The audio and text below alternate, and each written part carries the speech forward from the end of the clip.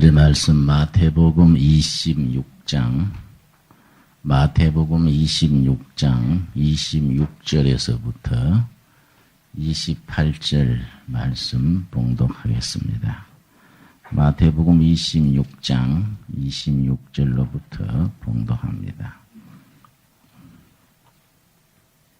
저희가 먹을 때에 예수께서 떡을 가지사 축복하시고 떼어 제자들을 주시며 가라사대 받아 먹으라 이것이 내 몸이니라 하시고 또 잔을 가지사 사례하시고 저희에게 주시며 가라사대 너희가 다 이것을 마시라 이것은 죄 사함을 얻게 하렵고 많은 사람을 위하여 흘리는 바 나의 피 곧 언약의 피니라.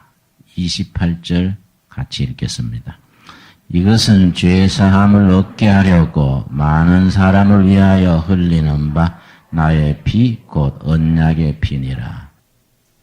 2003년 마지막 주간인 이번 주와 2004년 첫 주간 다음 주에 같은 제목으로 청교도 신앙운동의 성경적 사상적 배경이 되었던 언약신앙에 대해서 언약 사상에 대해서 함께 생각하겠습니다. 한 해 마지막 주와 한 해 세 주간에 두 주간에 걸쳐서 이 본문 말씀, 본문 내용을 생각하는 것은 이유가 있습니다. 2000년 교회 역사 중에서 많은 신학 사조, 많은 사상이 등장해서 사라지고 새로운 신학, 새로운 사상이 등장하고 그 시대에 쓰임을 받았습니다. 초대교회 교부시대 신학에서부터 중세 스콜라 신학 사상, 종교개혁기의 여러가지 개혁사상, 경건주의, 자유주의, 신비주의, 한국의 민중신학에 이르기까지 2000년 역사에 숱한 신학이 등장해서 자기 몫을 했습니다.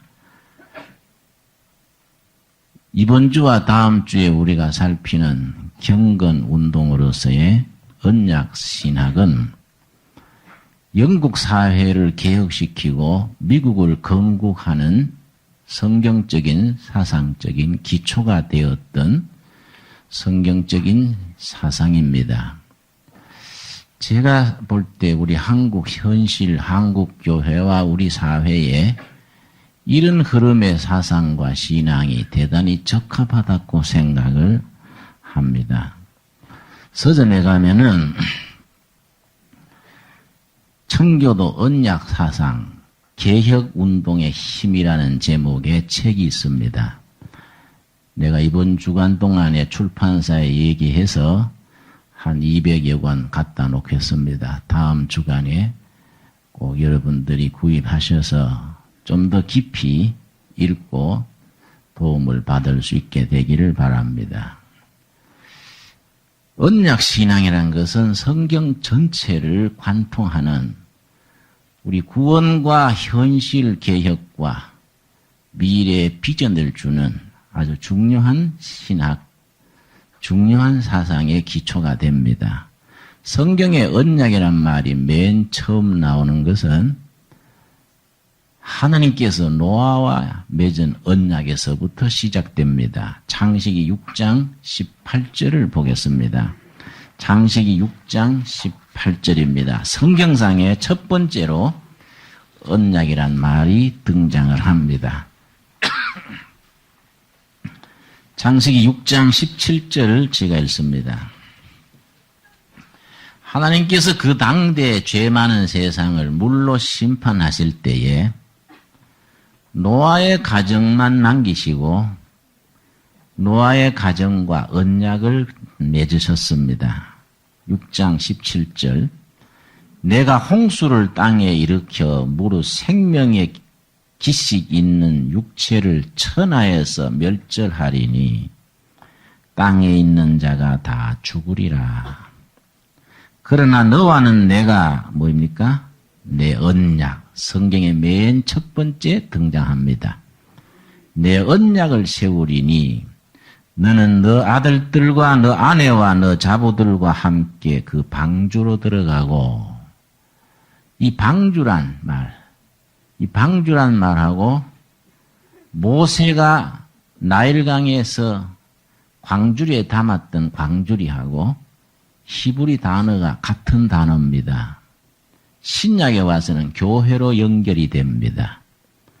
노아의 8 식구를 이렇게 보호했던 방주, 아기 모세를 담았던 광주리, 우리 시대의 교회, 같은 신학적인 이미지로 연결이 됩니다. 하나님께서 노아의 가정과 언약을 세우시고 9장 보겠습니다. 9장 8절 말씀, 창세기 9장 8절입니다. 홍수가 끝난 뒤에 새로운 역사가 시작될 때에 하나님께서 노아의 가정과 언약을 맺으십니다. 8절 말씀, 하나님이 노아와 그와 함께한 아들들에게 일러 가라사대 내가 내 언약을 너희와 너희 후손과, 그 다음 10절이 대단히 의미가 깊습니다. 왜냐하면은 이때 언약은 하나님께서 노아의 가정만 맺으신 것이 아니고 모든 살아있는 생물들과 같이 언약을 맺으셨습니다. 모든 생태계, 식물, 동물, 하나님이 창조하신 생명세계 전체와 언약을 맺었습니다. 이것이 요즘 환경신학, 생태신학의 중요한 하나의 바탕이 됩니다. 10절, 너희와 함께한 모든 생물, 곧 너희와 함께한 새와 육축과 땅의 모든 생물에게 세우리니. 11절 같이 읽겠습니다. 내가 너희와 언약을 세우리니 다시는 모든 생물을 홍수로 멸하지 아니할 것이라. 땅을 침몰할 홍수가 다시 있지 아니하리라. 자, 이렇게 노아와 그 당대의 모든 생물과 첫 번째 언약을 맺으신 뒤에 성경 전체 속에서 우리들의 구원신앙에 가장 중요한 것은 아브라함과 맺은 언약입니다. 창세기 15장입니다. 하나님께서 아브라함 개인 아브라함과 언약을 맺으시고 그 아브라함과 맺은 언약이 오늘 우리에게까지 미치게 됩니다. 15장 6절입니다. 15장 6절 말씀 먼저, 아브라함이 여호와를 믿으니 여호와께서 이를 그의 의로 여기시고, 이 부분이 대단히 중요합니다. 왜냐하면은 로마서 4장에서 6장 사이에 사도 바울이 믿음으로 의롭게 된다는 구약적인 배경을 말할 때에 이 창세기 15장 6절을 인용합니다. 하나님께서 아브라함을 의롭다고 인정했는데 그 근거가 뭐이냐? 아브라함의 뭐를 보시고? 여호와를 믿으니. 아브라함의 행동이나 업적이 아니고 아브라함이 여호와를 믿으니 그 믿음을 보시고 의롭다고 인정하신 뒤에 그 다음 18절입니다. 그 믿음을 기초로 해서 하나님과 이스라엘 아브라함 사이에 언약을 맺습니다. 18절 같이 읽겠습니다. 그날에 여호와께서 아브라함으로 더불어 언약을 세워 가라사대 내가 이 땅을 애굽 상에서부터 그 큰 강 유프라데까지 너 자손에게 주노니. 하나님과 아브라함 사이에 언약을 맺으셔서 믿음의 조상으로서의 출발케 하십니다. 이거 출애굽기에 들어가면은 하나님의 택한 민족 이스라엘과 하나님 사이에 언약으로 넓혀집니다. 출애굽기 19장입니다. 출애굽기 19장 우리 1절 찾겠습니다. 출애굽기 19장. 그래서 하나님과 이스라엘 사이의 언약, 이 언약을 시내산 언약이라고 말합니다. 시내산에서 모세가 하나님으로부터 받은 바 그 언약이기 때문에 시내산 언약이라고 말하는데 우리 구속신앙에 있어서 아브라함과의 언약과 더불어 핵심을 이룹니다. 19장 1절. 이스라엘 자손이 애굽 땅에서 나올 때부터 제3월 곧 그때에 그들이 시인의 광야에 이르니라. 시인의 광야에서 맺어진 언약이라 해서 시인의 산 언약이라고 얘기한다고 했습니다. 자, 2절 말씀. 그들이 리비딤을 떠나 시인의 광야에 이르러 그 광야에 장막을 치되 산 앞에 장막을 치니라. 이 산이 시내 산입니다. 그러나 이스라엘 사람들은 시내 산이라고 잘 부르지 않고 호렙산이라고 부릅니다. 왜냐하면 시내 산, 영어로는 시나이 마운틴, 이 시나이라는 말이 애굽의 달신의 이름입니다. 그래서 이스라엘 사람들은 애굽의 달신 이름이 붙은 시내 산이라고 부르는 건 합당치 않다. 그래서 영적인 이름으로 호렙산이라고 고쳐서 부릅니다. 자, 거기서 하나님께서 모세에게 시내 산에서 말씀하시기를 3절입니다. 모세가 하나님 앞에 올라가니 여호와께서 산에서 그를 불러 가라사대. 거기서 이제 언약을 맺습니다. 5절입니다. 세계가 다 내게 속하였나니 너희가 내 말을 잘 듣고, 그 다음 뭡니까? 내 언약을 지키면 너희는 열국 중에서 내 소유가 되겠고 너희가 내게 대하여 제사장 나라가 되며 거룩한 백성이 되리라. 너는 이 말을 이스라엘 자손에게 고할지니라. 이 시내산 언약을 어디에 기록했는가? 시내산 언약에 문서가 있습니다. 돌판에 기록한 십계명이 시내산 언약의 문서가 됩니다. 하나님의 소유가 되는 백성, 제사장 나라가 되고 거룩한 백성이 되는데 단 하나님과 이스라엘 사이에 맺어진 언약을 지켜라. 언약을 지키지 않으면 심판이 있고 언약을 지키면 대대로 축복이 있다. 그 언약의 근거 문서가 뭐라 그랬습니까? 십계명, 돌판에 새겨진 문서입니다. 자, 그런데 이제 다윗 언약으로 넘어갑니다. 다윗과 그 후손 가문과 맺어진 언약입니다. 역대하 7장입니다. 역대하 7장 18절 말씀. 역대하 7장에 보면은 다윗의 아들 솔로몬에게 하나님께서 아버지 때부터 하나님이 맺었던 그 가문의 언약을 상기시키시면서 말씀합니다. 역대하 7장 18절입니다.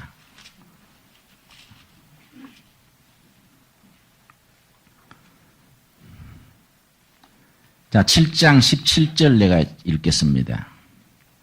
너가 만일 내 앞에서 행하기를, 다윗의 아들 솔로몬에게 지금 이르시는 말씀입니다. 너 아비 다윗같이 하여 내가 너에게 명한 모든 것을 행하여 내 율례와 규례를 지키면 내가 너 나라 위를 경고케 하되 전에 내가 너 아비 다윗과 뭡니까? 언약하기를. 아버지 다윗 왕과 맺어진 언약. 계약이란 말이 바른 말인데 계약은 너무 상업적인 용어이기 때문에 언약이라는 말을 씁니다. 하나님과 백성 사이에 말로 맺어진 약속, 언약입니다. 그래서 언약하기를 이스라엘을 다스릴 자가 너에게서 끊어지지 아니하리라, 한대로 하리라. 그러나 19절 첫 마디가 중요합니다. 첫 마디가 뭡니까? 그러나 언약에는 조건이 따르는 겁니다. 그러나 너희들이 이렇게 하면 축복된 백성, 하나님의 소유, 거룩한 백성 된다. 그러나 그 다음에 문제입니다. 그러나 너희가 만일 돌이켜 내가 너희 앞에 둔 내 율례와 명령을 버리고 가서 다른 신을 섬겨 숭배하면 내가 너희에게 준 땅에서 그 뿌리를 뽑아내고 그 언약을 지키지 아니하면은 약속의 땅에서 뿌리 뽑혀서 세계에 흩어버리겠다. 하나님의 말씀입니다. 여러분 이 책에 보면은 1630년 벌써 360, 70년 전이지요.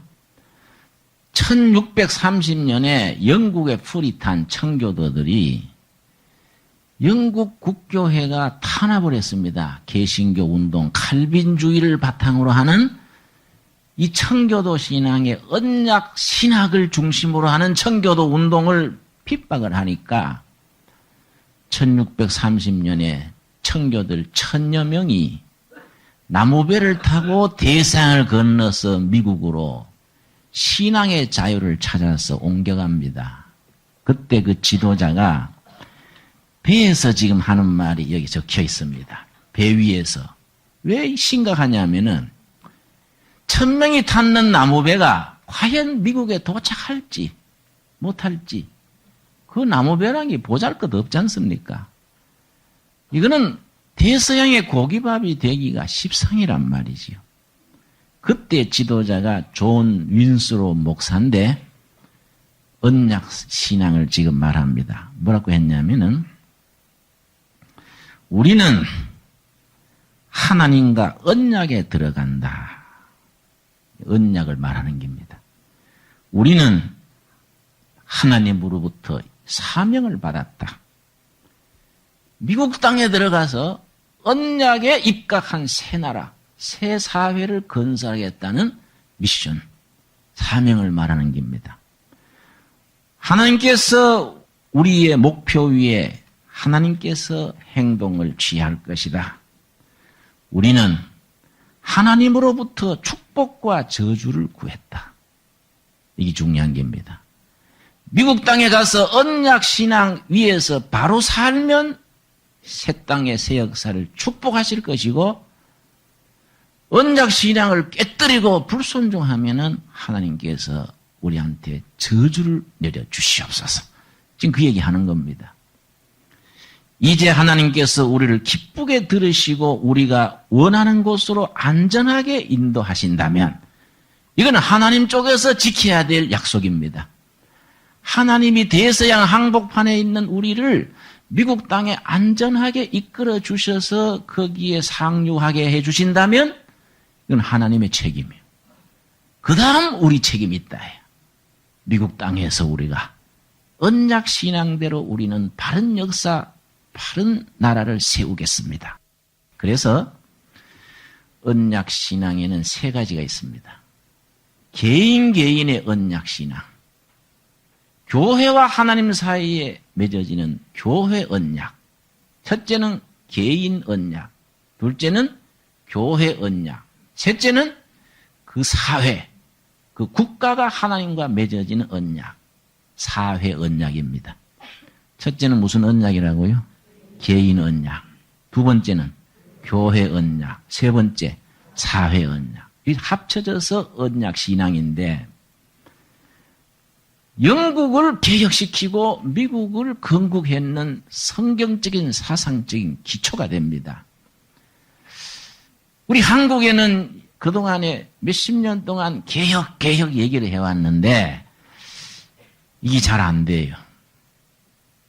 내가 생각해 볼 때 개혁을 바로 해나갈 수 있는 영적인 정신적인 원칙이 분명치 못한 겁니다. 아이 미친 사람 널뛰듯이 서로 개혁 당해야 될 사람이 개혁 그러니까 잘 되지도 않고 시끄럽기만 하고 복잡해요. 내 생각에는 한국 교회가 이 나라의 개혁의 중심이 돼야 되겠다. 개혁이라는 것은 시간이 걸리고 개혁이라는 것은 누군가가 희생해야 되고 인생을 거기에 걸어야 됩니다. 그 정치가들이 구호로 뭐 개혁한다고 되는 게 아니지요. 그런데 이 미국을 건국했던 그 사람들의 그 청교도들이 우리가 미국 땅에 안전하게 도착하게 해 주신다면 우리는 이렇게 살겠습니다. 이제 그 언약을 말합니다. 그 다음 읽겠습니다. 하나님께서 이 조약을 체결하시는 것이고 우리의 임무를 확인하여 인치시는 것이며 하나님이 우리들의 가슴에 도장 찍어준다 이 말이에요. 도장을 누가 찍겠습니까? 성령님이 찍는 겁니다. 성령님이. 그걸 신앙 고백이라고 말하는 것입니다. 만일에 우리가 그릇된 길로 나간다면은 하나님께서 우리에게 진노하실 것이고 패역한 백성들에게 복수하실 것이며 하나님과의 언약을 깨뜨린 것에 대한 대가가 우리 앞에 기다리고 있을 것입니다. 이런 확신 가지고 배 위에서 지금 연설하는 겁니다. 배 위에서. 드디어 배가 무사히 어디에 도착했냐면은 피츠버그라는 데 도착을 했습니다. 배에서 내리자마자 그걸 확인하는 겁니다. 하나님 쪽에서는 약속을 지켰다. 언약대로 우리를 무사히 대서양 건너오게 했다. 우리가 이 땅에서 우리가 배에서 언약한 대로 그런 나라, 그런 사회를 건설하자. 이렇게 시작이 됩니다. 여러분, 개인이 하나님과 어떤 언약을 맺었느냐? 교회는 하나님과 어떤 언약을 맺었느냐? 그러고 개인의 언약이 교회를 통해서 그 시대 사회와 역사는 어떤 언약을 지켜나갈 것인가? 이런 것이 이제 우리가 묵상하고 살펴야 될 내용이 됩니다. 자, 하나님께서 다윗 솔로몬 가문과 언약을 맺으시면서 너희가 언약을 지키면은 다윗 왕권이 대대로 내려간다. 만일에 너희들이 언약을 깨뜨리면 가나안 땅에서 뿌리채 뽑혀버릴 것이다. 이 언약이 그만 깨져버렸습니다. 어느 쪽에서 깼겠습니까? 하나님 쪽에겠습니까? 이스라엘 쪽에서 깼겠습니까? 에스겔서 16장이 바로 그 말입니다. 에스겔서 16장. 에스겔 16장 59절 말씀. 에스겔 16장 59절 말씀. 자, 이스라엘 역사가 하나님과 맺어진 언약을 깨뜨림으로 하나님의 백성으로서의 자격을 잃어버립니다. 16장 59절을 제가 읽습니다. 나 주 여호와가 말하노라. 너가 맹세를 멸시하여 이스라엘이 하나님과 맺어진 말로 된 언약, 그걸 멸시하여, 그 다음 뭡니까? 언약을 배반하였은즉, 어느 쪽에서 배반했다고요? 이스라엘이 배반하였은즉 내가 너 행한 대로 너게 행하리라. 그래서 이스라엘과 하나님과 맺어진 시내산 언약, 이게 폐기가 되어버리고 하나님께서 새 언약을 만들겠다. 예레미야서 31장 31절입니다. 그래서 여러분, 예레미야 31장 31절에서 34절 이 말씀이 대단히 중요합니다. 이 말씀은 신약과 구약을 연결해주는 다리가 됩니다. 구약과 신약을 연결해주는 핵심이 예레미야서 31장 31절에서 34절인데 옛 언약, 이스라엘과 맺어진 언약은 파괴돼 버리고 새 언약, 새 이스라엘, 누구겠습니까? 교회입니다. 교회. 새 언약. 새 언약을 하나님의 언약을 받아들이는 백성, 새 이스라엘, 바로 구원받은 성도들입니다. 일컬어 크리스찬이라고 말합니다. 새로운 계약을 맺습니다. 31절, 31장 31절. 나 여호와가 말하노라. 보라, 날이 이르리니 내가 이스라엘 집과 유다 집에 뭡니까? 새 언약, 새 언약을 세우리라. 옛 언약은 취소돼 버리고 새 언약은 세우는데 날이 이르리니, 그때는 미래입니다. 미래. 32절. 나 여호와가 말하노라. 이 언약은 새 언약을 말합니다. 내가 그들의 열조의 손을 잡고 애굽 땅에서 인도하여 내던 날에 세운 것. 무슨 언약을 말합니까? 무슨 산 언약? 시내산 언약과 다르다. 시내산 언약과 같지 아니할 것은 내가 그들의 남편이 되었어도 그들이 내 언약을 파하였음이라. 하나님은 남편, 이스라엘은 아내입니다. 그래서 항상 언약은 부부 관계에다가 비유를 합니다. 그래서 우리 결혼은 성경의 언약 신앙에 기초를 둡니다. 하나님과 이스라엘, 예수님과 교회 사이에 맺어진 언약이 남편과 아내 사이에 부부 언약이 거기에 기초를 둡니다. 33절.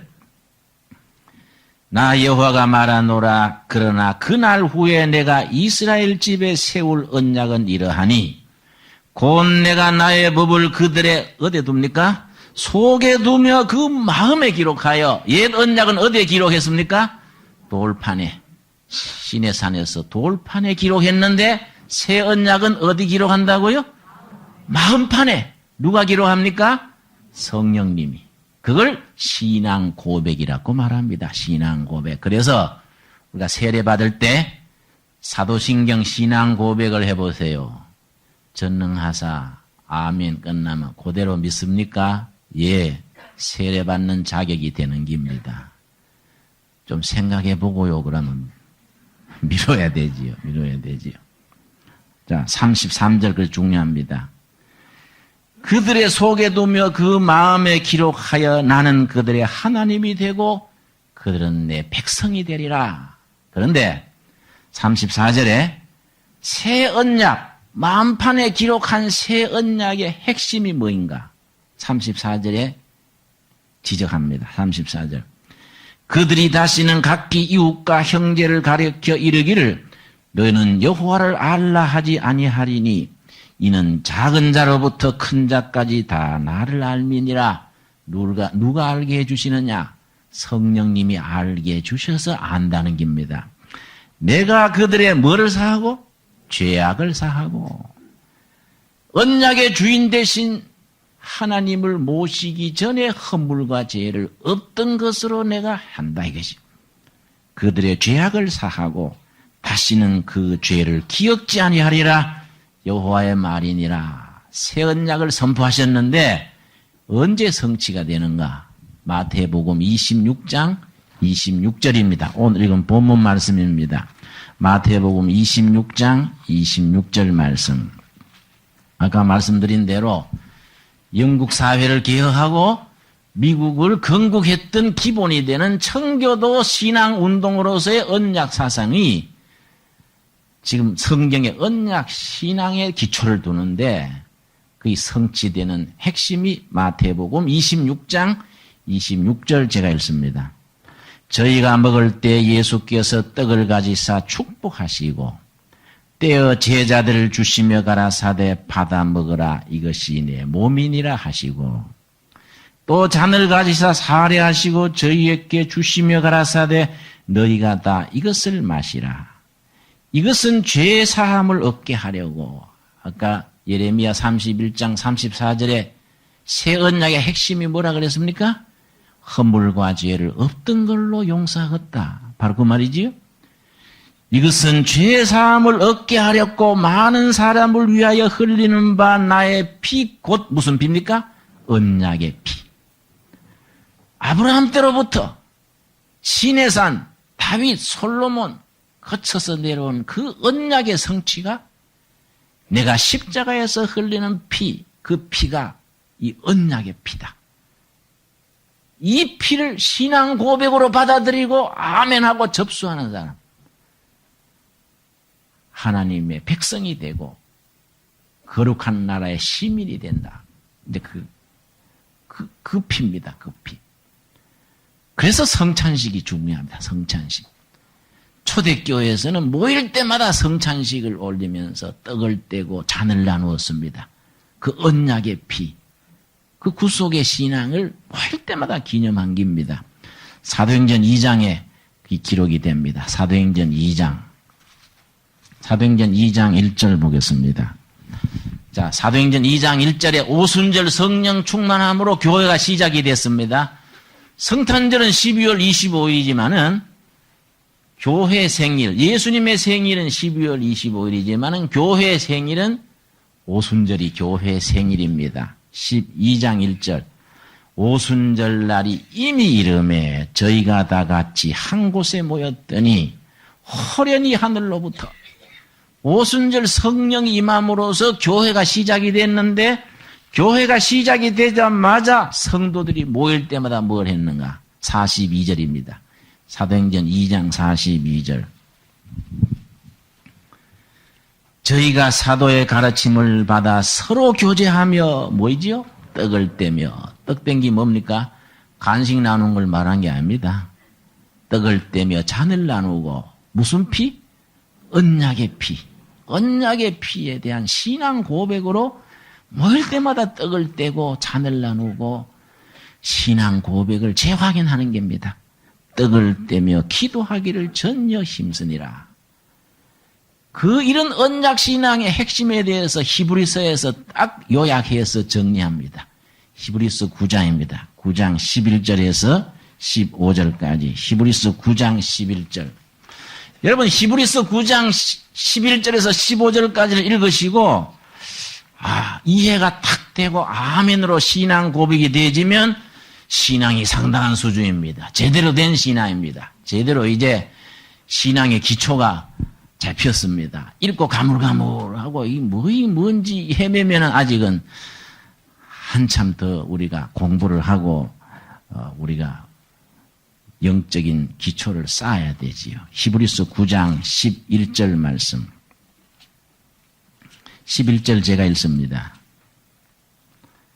그리스도께서 장래 좋은 일에 누굽니까? 대제사장. 구약시대에는 레위 계열의 대제사장이 다 제사를 집례했는데 필요 없다는 겁니다. 예수님이 대제사장이 되셨다. 그리스도께서 장래 좋은 일에 대제사장으로 오사 손으로 짓지 아니한 곧 이 창조에 속하지 아니한 더 크고 온전한 뭐이지요? 장막. 손으로 짓지 않는 교회를 말합니다. 교회는 두 가지로 가릅니다. 눈에 보이는 교회, 보이지 않는 교회. 신학에서 영어로 visible church, invisible church. 보이는 교회, 두레교회, 영락교회 이런 교회입니다. 보이지 않는 교회, 본질적인 교회입니다. 예수님이 머리가 되시는 손으로 짓지 아니하는 본질적인 교회. 그 대제사장이 누구라고요? 예수님입니다. 예수님. 예. 김진호입니다. 하면 이제 이단으로 나가기 시작하는 겁니다. 이제. 그죠? 예수님이 대제사장 되셔서 12절. 염소와 송아지의 피로 아니하고 오직 자기 피로 영원한 속죄를 이루사. 뭡니까?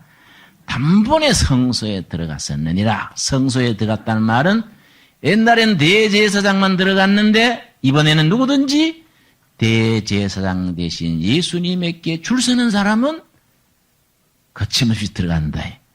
줄 선다는 말 이해하지요? 예수님께 줄 서면 성소로 직행하는 겁니다. 자, 13절.